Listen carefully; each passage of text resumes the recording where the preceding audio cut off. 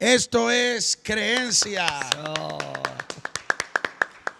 donde nos vamos a atrever a hablar de lo que nadie está hablando y vas a escuchar lo que nunca has escuchado. Y hoy tenemos a propósito de que llega la Navidad del 2024, tenemos una edición en este capítulo número 10 de lo que creo que es especial. Y tenemos desde Puerto Rico un profeta que de verdad que tiene una biografía increíble como pocos hombres de Dios la tienen en la tierra. Yo me detuve a leer todo lo que Dios ha usado a este hombre en el trayecto de su vida, jovencito, ¿verdad? No voy a decir su edad porque creo que eso es algo privado, pero es un tipo joven, es un tipazo, es un hombre de Dios increíble. Y a propósito, está soltero por si acaso. Así que decirlo.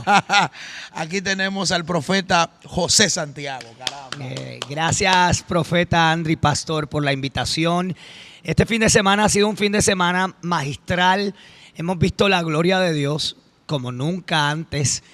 Creo que estamos en un tiempo determinante, un tiempo puntual, un tiempo de punta de lanza, no solo a República Dominicana, pero más allá de estos 4 puntos cardinales en República Dominicana, creo que es una agenda emergente mundialmente. Así que los tiempos se avecinan, que la segunda venida de Cristo está a la vuelta de la esquina y eso nos emociona.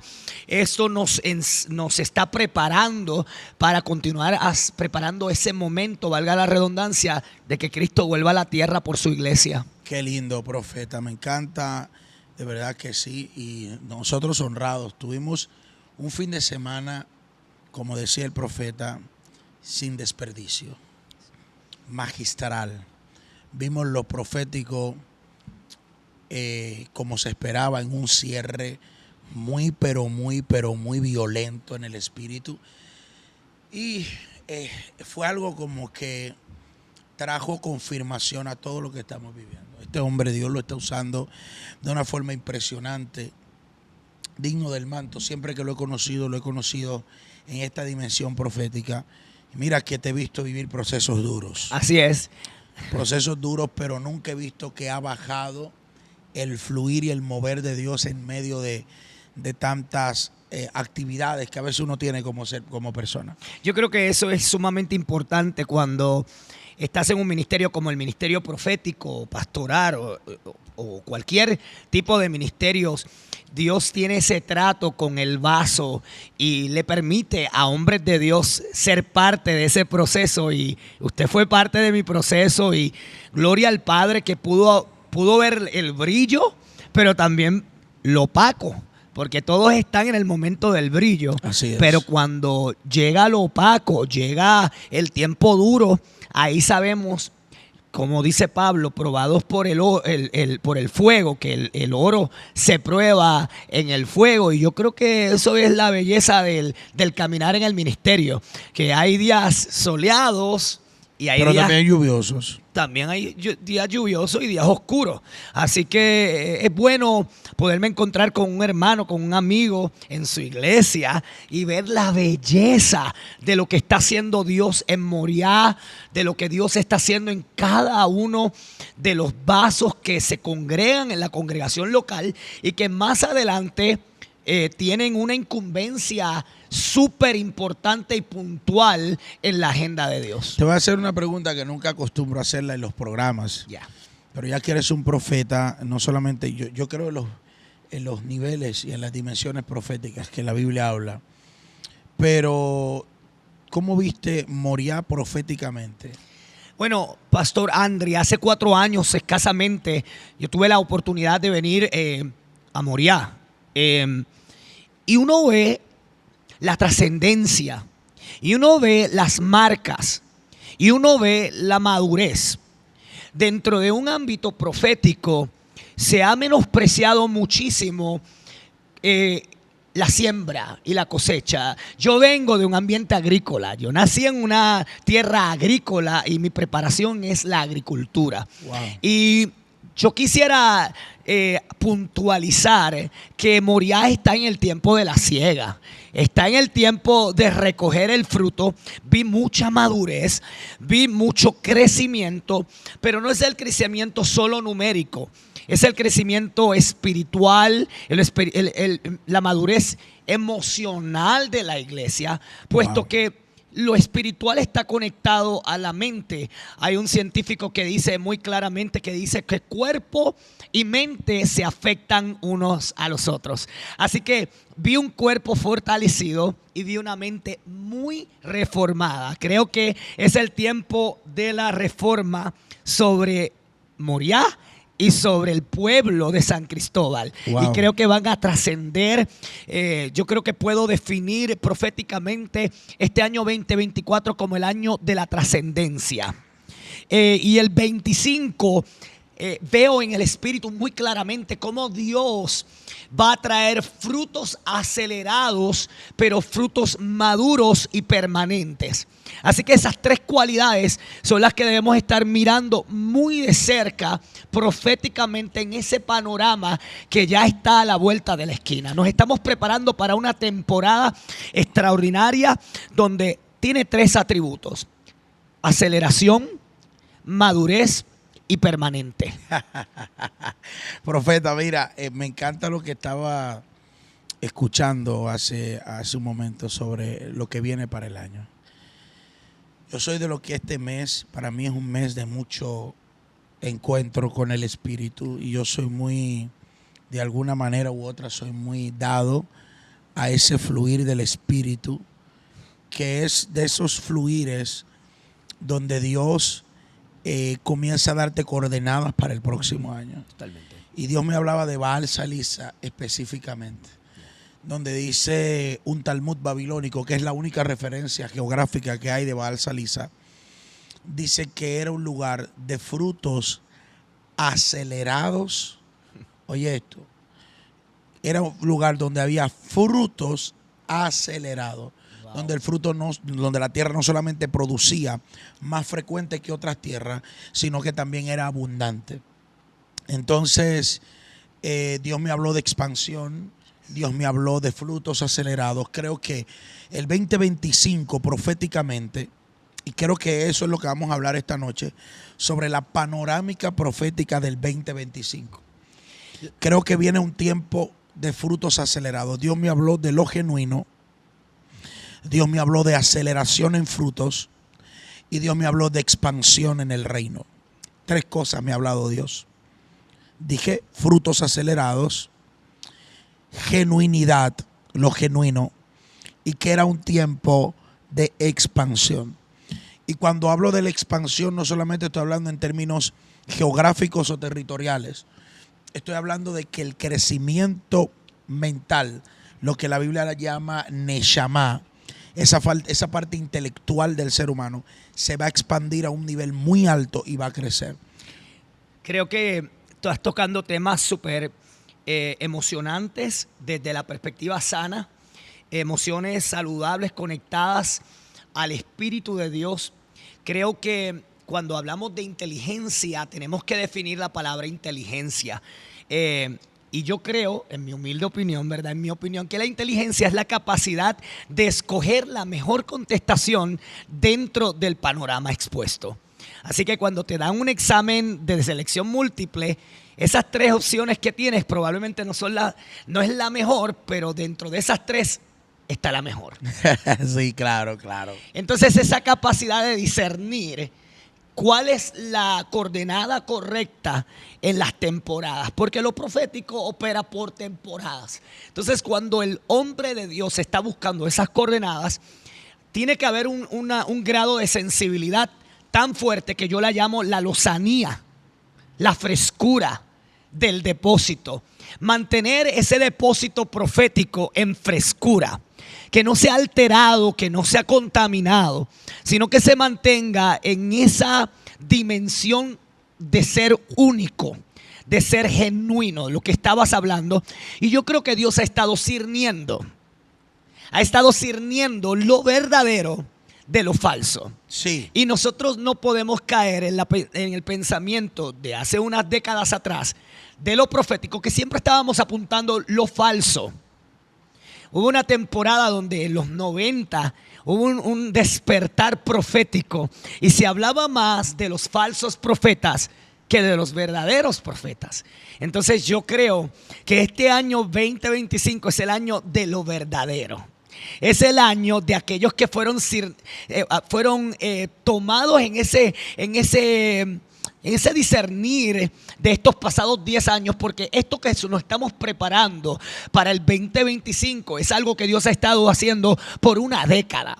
No es algo que hemos estado siendo preparados en el año 2024, fuimos preparados. No, yo creo que esto trasciende a una década, esto trasciende a más años de preparación en ese cronos de hombre. Así que lo que te está pasando, te va a pasar en el año 2025 es el resultado de 10 años de intensa labor en ese trabajo interno, en ese trabajo de la mente, del espíritu, en esa renovación que se está convirtiendo en una reforma, no tanto apostólica, sino una reforma espiritual. Wow. Que va a trascender a niveles donde el brujo va a tener que aceptar que lo profético no es una moda, sino que es una vivencia de la iglesia. Así que ya las iglesias no van a estar hablando tanto del mover profético, sino de una vivencia que se da a diario, que es algo natural, que es espontáneo y empoderado. Wow. Natural, espontáneo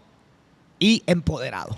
Oye, me encanta lo que está ahí, lo que estoy escuchando, porque es exactamente lo que representa la palabra genuinidad. Lo genuino primero es justificado. Wow. Lo segundo, que lo genuino es fideligno. Bello. Y lo tercero es que lo genuino es real. Aleluya. O sea, viene tiempo donde lo que es justificado, y cuando hablamos detrás de cámara sobre lo que el profeta, cuando el profeta profetiza, que es fiscalizado. Claro. A veces los profetas, decíamos detrás de cámara, que a veces los profetas se sienten incómodos cuando la gente duda o cuando la gente cuestiona el mover profético. Pero lo que realmente está pasando es que un profeta verdadero no se puede sentir incómodo, porque el profeta verdadero profetiza desde la justificación. ¿Ve? Porque es genuino. El profeta que es genuino, no se repiten dos profetas iguales sobre la tierra. El profeta que es genuino, no importa que lo midan, no importa que lo cuestionen, porque él sabe que la palabra que él está soltando es una palabra justificada.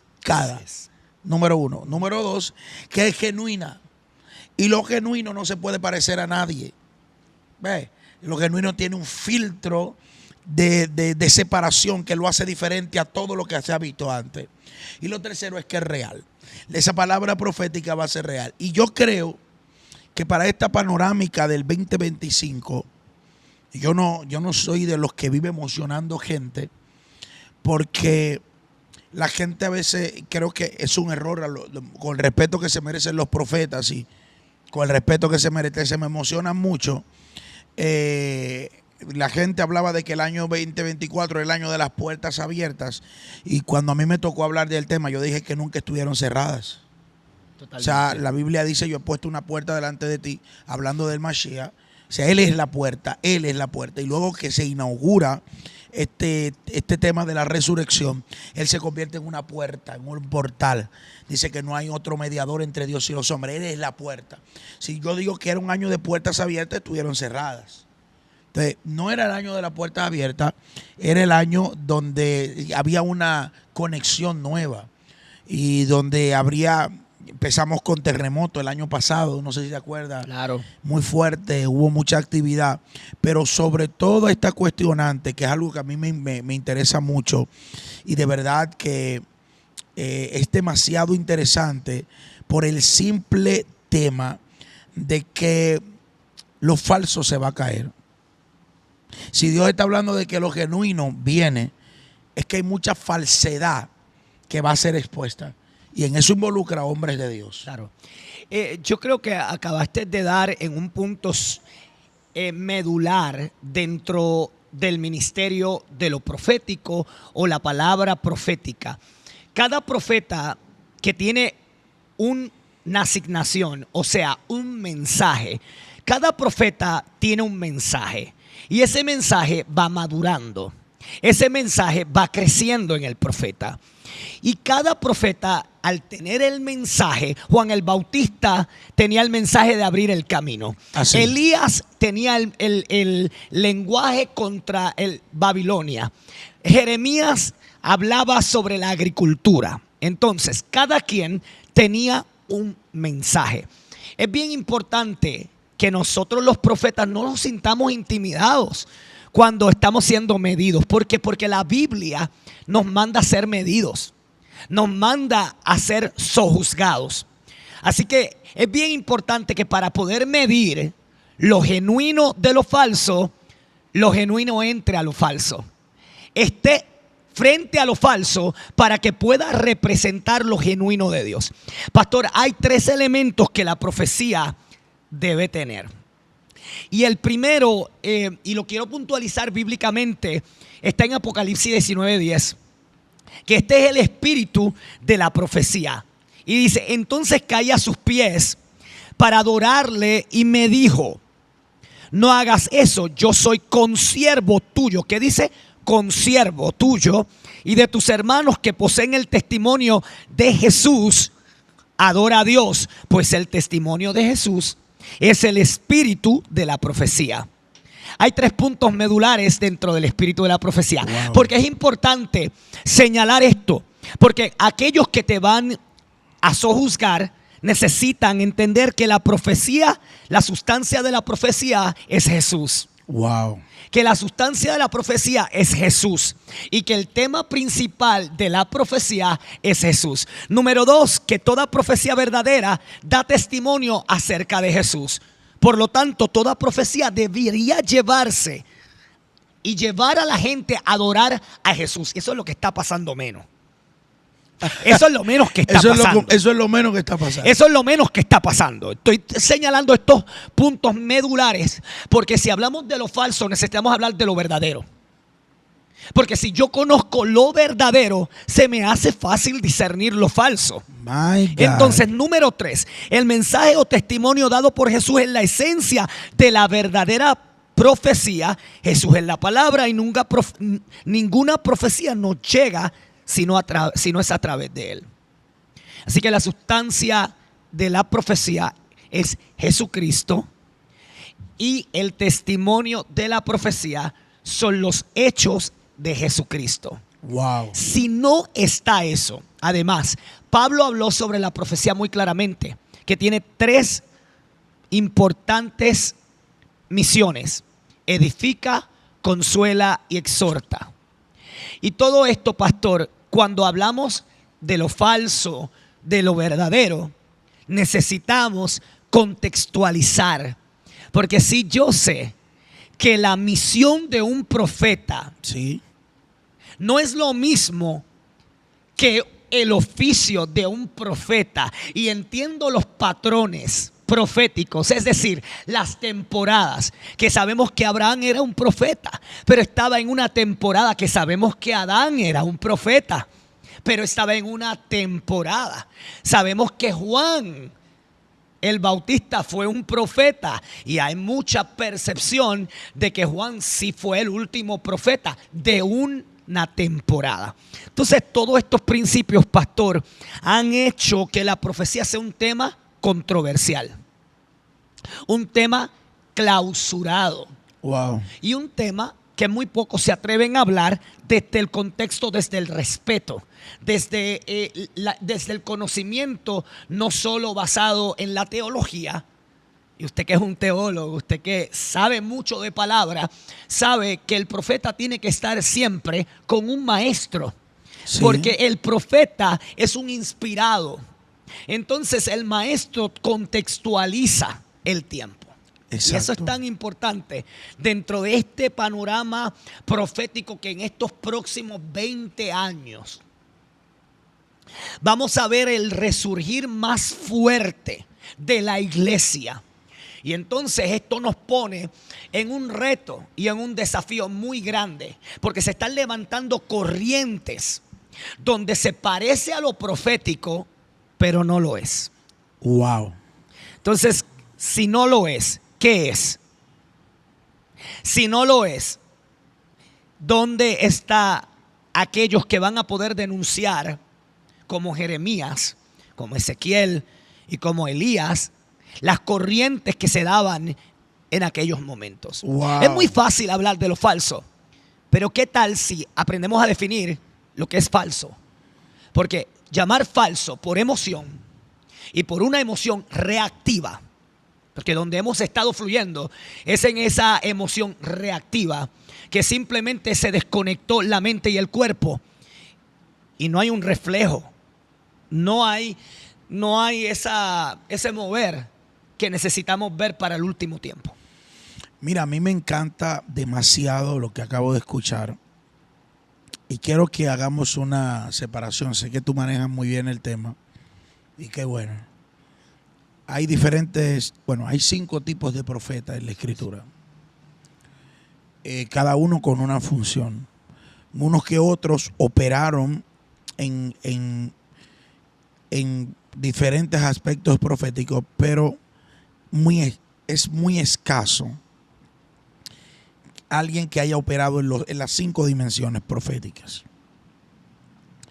Pero se habla mucho, de hecho se ha escrito un sinnúmero de libros que hablan acerca de la asignación profética en el sentido de profeta de oficio y el don profético. Yes. Entonces, a veces nosotros tendemos a hablar mucho sobre el don profético y la asignación profética, o lo que se conoce como profeta de oficio. Y me gustaría escuchar tu postura. Primero tenemos que definir lo que es profecía. Quiero contextualizarlo de una manera bien simple, porque a veces decimos tanto y no decimos nada. Me gusta eso. Pero para mí, se dice mucho y no se dice nada. exacto. A veces para mí, en mi opinión, la profecía es la comunicación de Dios a la humanidad. Mira qué simple. La comunicación de Dios a la humanidad.